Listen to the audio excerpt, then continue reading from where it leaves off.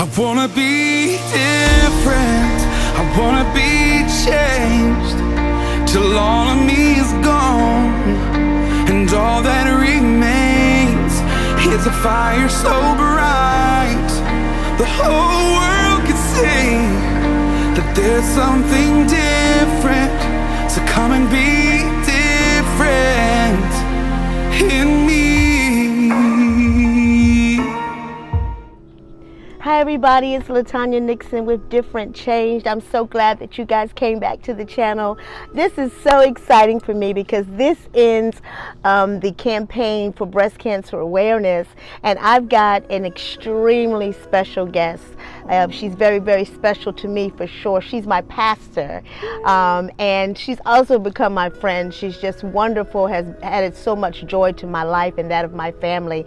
And even though she was not diagnosed with breast cancer, she was diagnosed with a very rare form of cancer. And so I wanted to bring her in to kind of bring it all together at the end of the month and highlight her story. So please, please, please help me welcome Bishop Rosie O'Neal. Hello, hello, hello. Good to see everybody. Yay. So Pass, and I call her Pass, so that's how we talk. So Pass, I want to ask you a few questions, and you know, do it the way you do it. And so tell me, when were you diagnosed, and what specifically were you diagnosed with? Okay. And just to put it out there, I had to get Darlene to send the notes to remember. So, you know, maybe that was a side effect of chemo, not sure.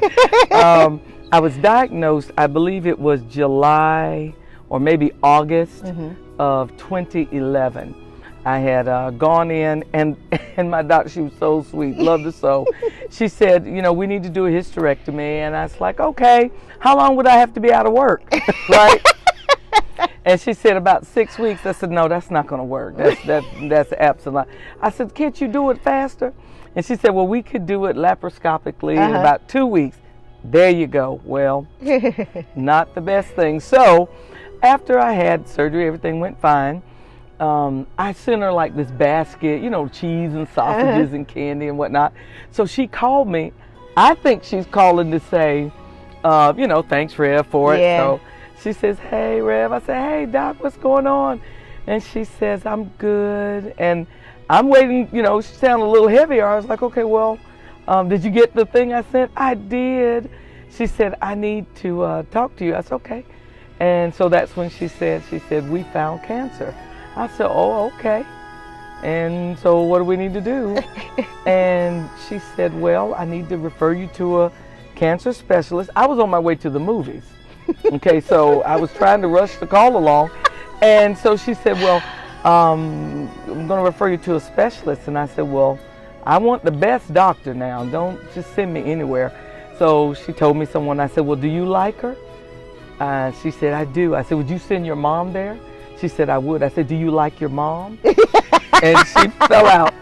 And so that's how it was. And I was diagnosed with what they call LMS, which is leiomyosarcoma, which is a very rare cancer of the soft tissue. Not fun, because they don't have anything that they say cures it. Right. Their hope is to cut it out completely. Well, since I didn't let them do the full hysterectomy, they used the morcellator and were concerned that it would spill into the bloodstream and it tends to go to the brain or the lungs. Wow. So I said, okay, well, that's not fun, but you know, it is what it is if it ain't what it ought to be. Right. And Christ will help it to be what it should. So that's how it happened. That was a Saturday, I think, maybe. Yeah. Or maybe a Friday, but I was on my way to the movies. On your way to the movies. Wow.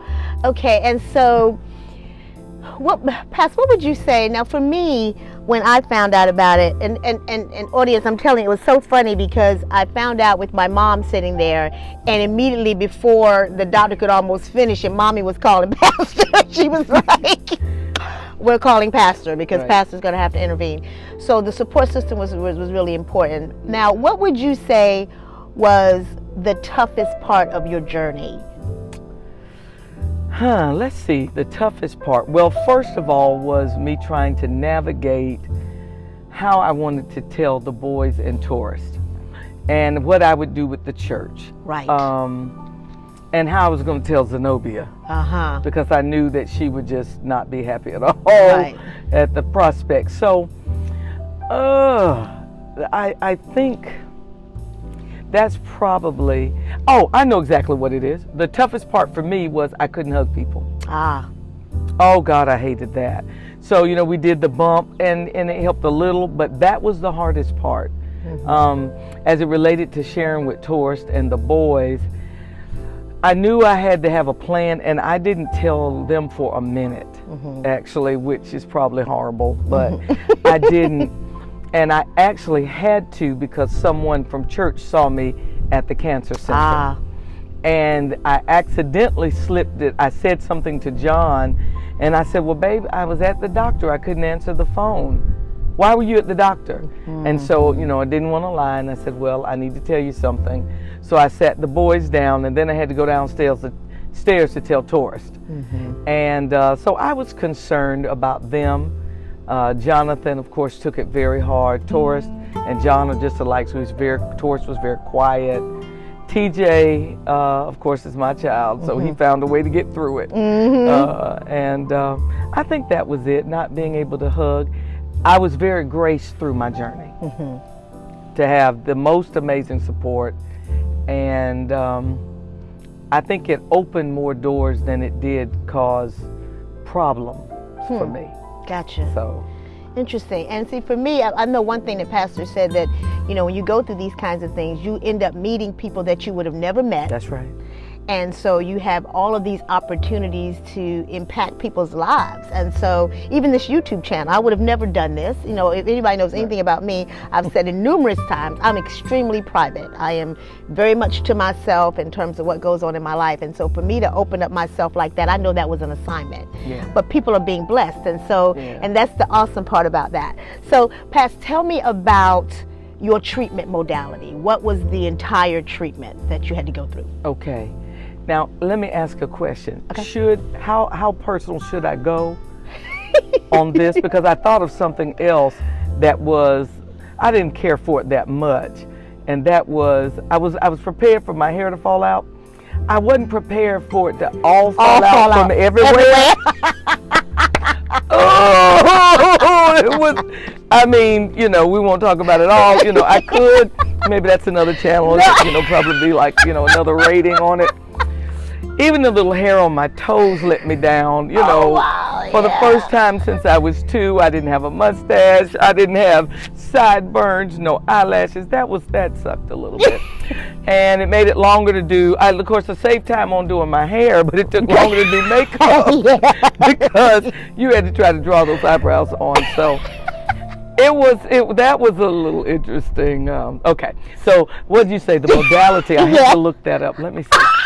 I did look it up, and now I've forgotten what it means. Wait a minute. So the general treatment for me was I had to have another surgery to remove, because it was a partial hysterectomy, so I had to have the total hysterectomy. They took out all these lymph nodes and everything. I had my port put in, which I still have, and I know people are so hateful about it, but I just love it. I've never had a problem out of it, and it just was such a blessing. I don't know, I had very strong, this is what the doctor told me. I went to MD Anderson and Duke, so I took treatment at Duke, and my overall care was at MD Anderson.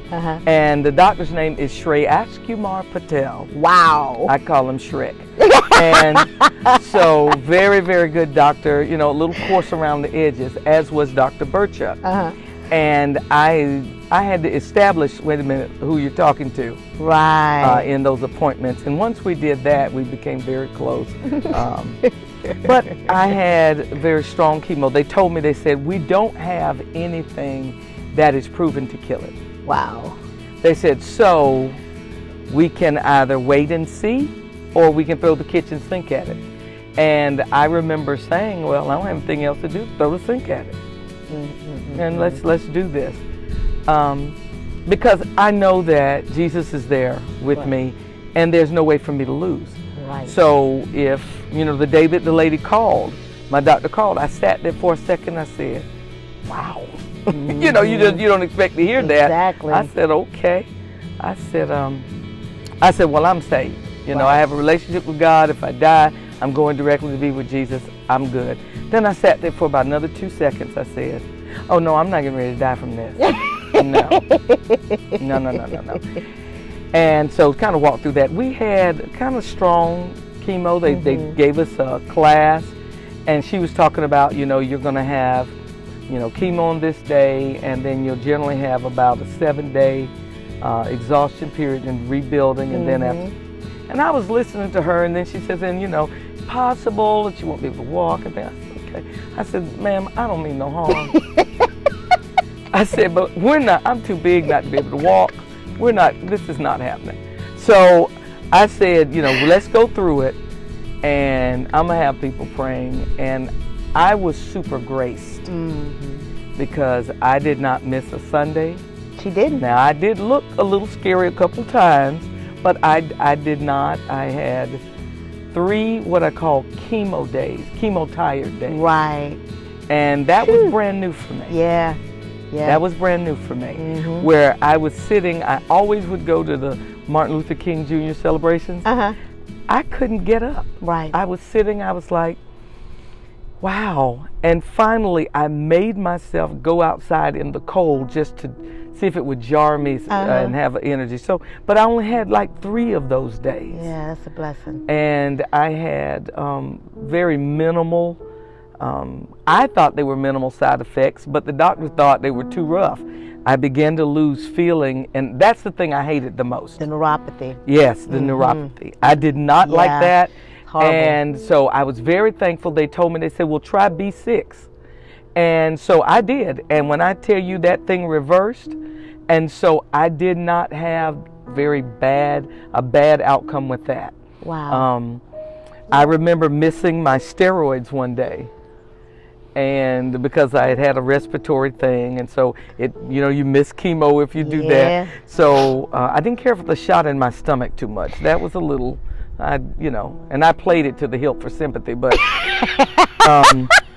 I did all I could. I was like, they shot me in the stomach. You will do that, audience. Oh God, you will.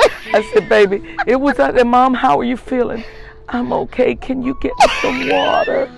Oh God, I worked it to the end. It was the best ever. And one time I actually had a chemo tired while preaching, and you would remember that. Now, yeah, can I speak to that? Okay, let me tell you what happened, because she scared us to death. Yeah. She was preaching, and she was going at it, and I could just see she began to like lean a little bit, and I thought, well, but that's not usually her stance. She usually stands pretty upright, or she moves around the stage. And so I saw her begin to lean, and then I saw her voice begin to go a little bit quieter, and it wasn't the projection that she normally has. She has a very wonderful projected voice, and I saw all that happen. And then she came down the stairs and she sat on the altar and just leaned. And we were like, and it was so funny because the congregation kind of went. Everybody looked terrified. Yes. Everybody really, and I was scary. Because while I was preaching, and that was the thing about chemo tired, and it really caused me to respect our bodies a lot. Yeah. Because a lot of times we think we can control things. So I'm up, I'm preaching, and all of a sudden, I felt so tired, I didn't think I could hold the mic. And I thought, wow, so I leaned my arm, and then something said, I don't know if I'm going to be able to stand up. And then I thought, now I'm still talking the whole time preaching.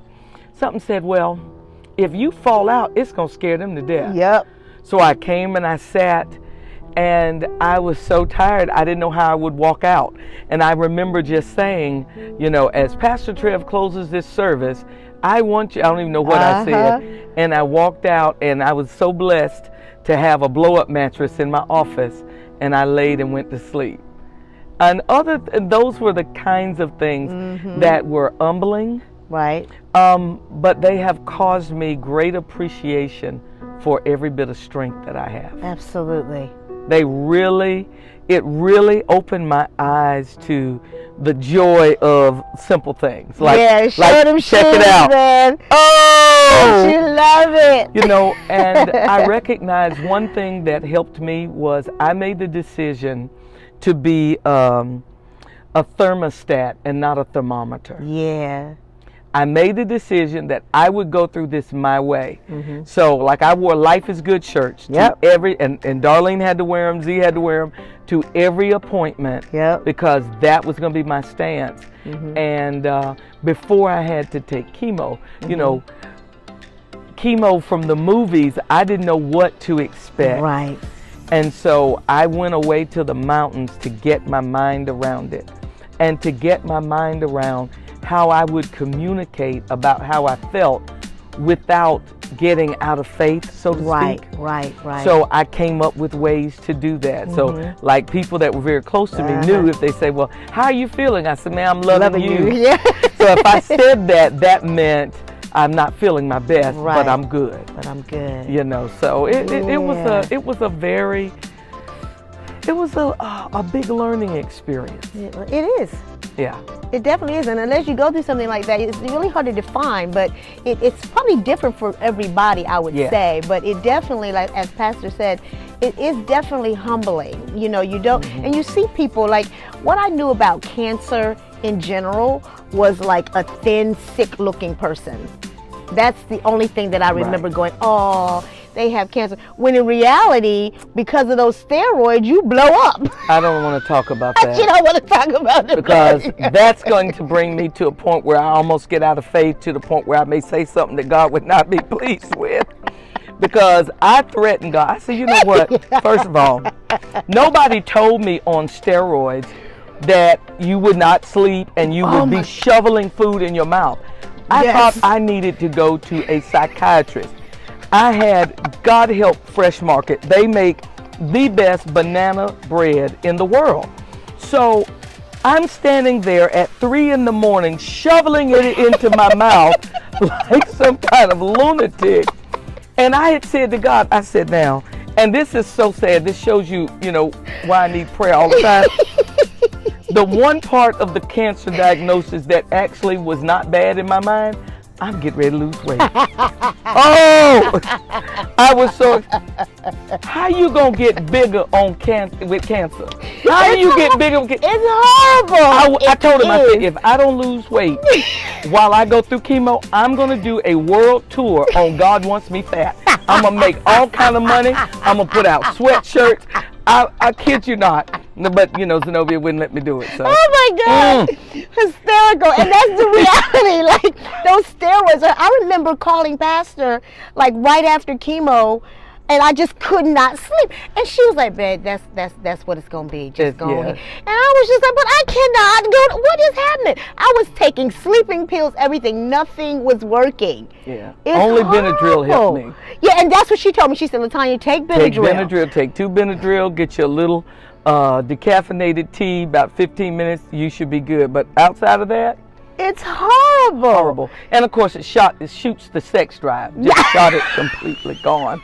And you know, I wasn't sure how much you wanted to share on this. But when I said it killed, K-I-L-T, not killed, killed it, just shot it. And you're right with the steroids, and I think that is a big thing that people have to come to terms with. It reshapes the face. It really does. I look like a yellow peanut M&M. I was so through. I was so through. But what it did is it forced me to realize that on good days, on days where I'm always good. I'm pretty, and that's it. That's it. I'm pretty on good days. I'm pretty on yucky days. And I'm good with me. Right. And that helped me so much so. Yeah. And then people helped me. Right. Oh my God, people are hilarious. I was riding my motorcycle and this guy said, Miss Bishop O'Neill. I said, hey Doc, how are you? You don't look like you got cancer at all. And I was trying to get gas. I was crying. And he just, in his own way, he lifted they would give their sentiments. And the church was amazing. Yeah. And I decided I tried to make the best of all of it. You know, the day that my hair, each day I would check it, and I would check it other places. And I would check it. And the day that I could just take it out, I was like, okay, this is the day. And the Lord had dealt with me. He had told me about when it would be. And when it started, I was like, okay.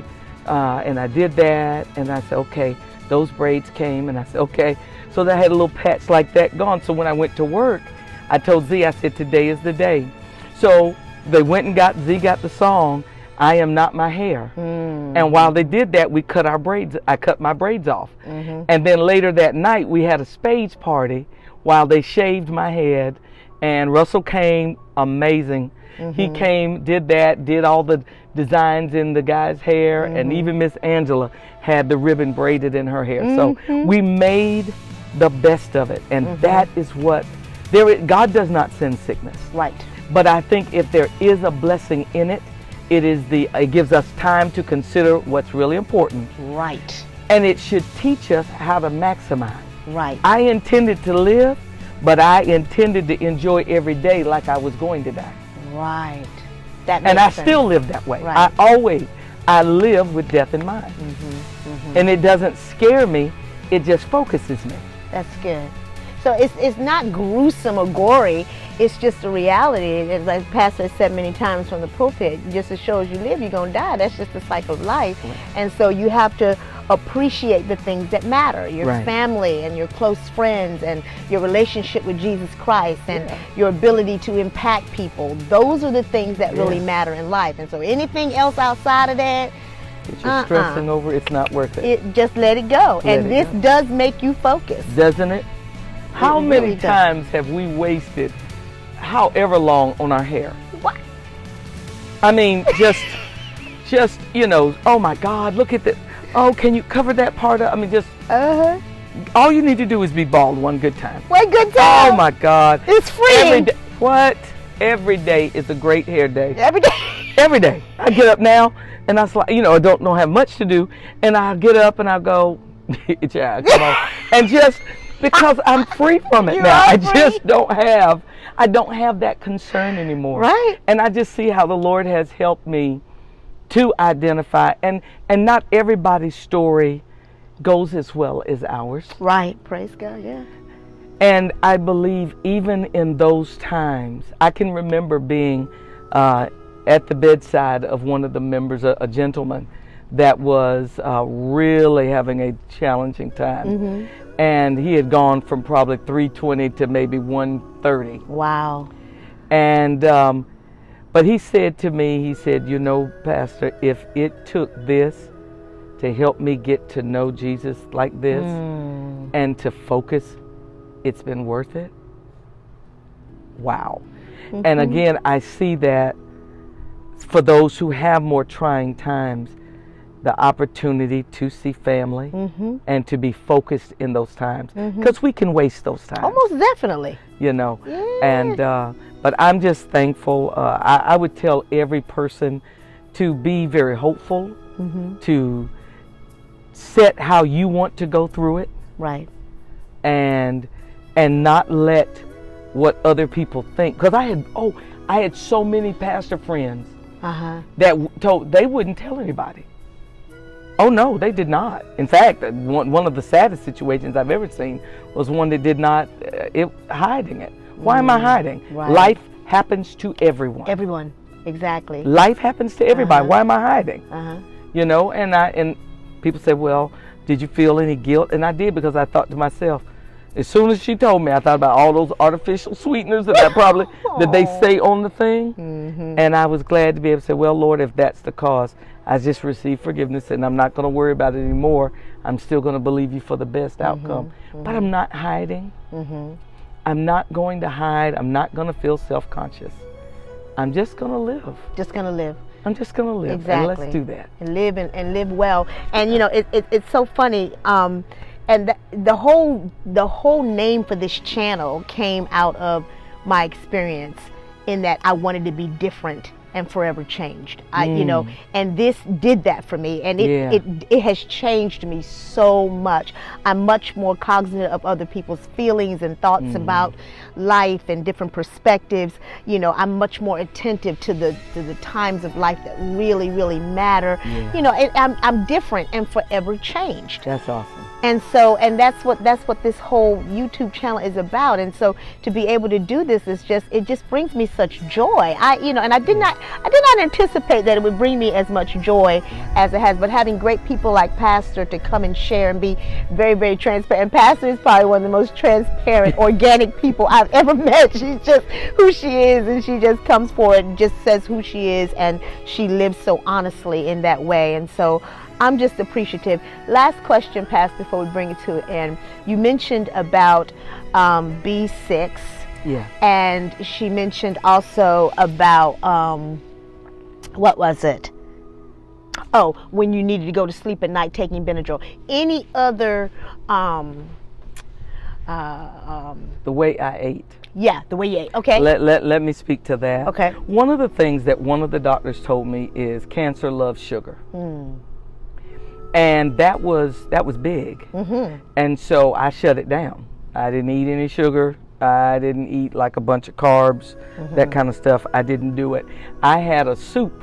You know, Yes, that you soup. did. Come on, I was going to take out some today. I had Sharon would Delicious. take organic tomatoes, and she'd make it into like a broth.